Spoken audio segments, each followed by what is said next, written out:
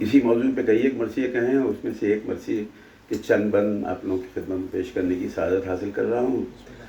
بالخصوص جب خیمے نہر پہ لگے ہیں اور پھر وہاں سے ہٹائے گئے ہیں تو وہاں جو تکرار ہوئی ہے، اس وقت غازی کو جو غیظ آیا ہے اس کا منظر چھوٹا سا ایک پیش کر کے آپ لوگوں سے اجازت چاہوں گا۔ میرے تمام مرثیہ شروع تو یوں ہوتا ہے کہ آمد ہے کربلا میں امام انام کی، منزل ہے آخری شہ علی مقام کی، باغیں اٹھائے ہیں فرس تیز گام کی۔ چوتھا مصرع ہے کہ باشیں کھلی ہوئی ہیں ہر ایک تشنہ کام، تشنہ کام بھی ہیں اور باشیں کھلی ہوئی ہیں، میں خوش تھی، وہ سو ولنگ۔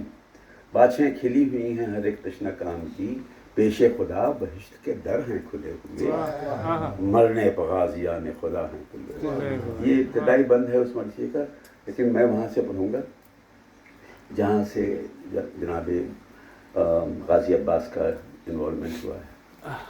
اب جب وہاں پہنچے مولا امام حسین تو پوچھا جناب عباس سے کہاں چاہتے ہو تم؟ انہیں دریا کا کنارہ بہت پسند تھا تو وہیں پہ کہنے لگے، اور پھر فوج آئی، اس نے ہٹانے کی کوشش کی۔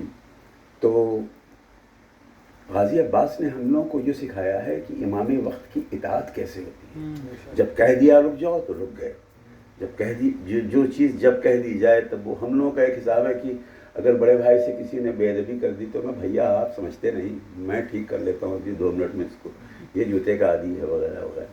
لیکن غازی کو دیکھیں کیسے ایک ایک لمحے پہ جو برداشت کیا ہے غازی نے، جس امتحان سے گزرے ہیں۔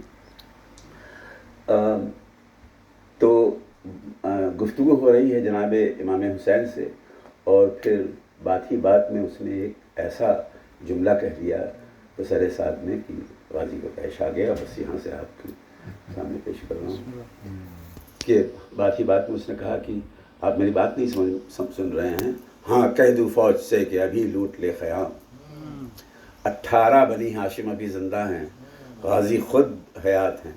کسی کی مجال ہے کہ امام حسین سے کوئی کہہ دے کہ ہاں کہہ دوں فوج سے کہ ابھی لوٹ لے خیام؟ اب یہاں سے سنیے ایک بار صلوات کا سہارا۔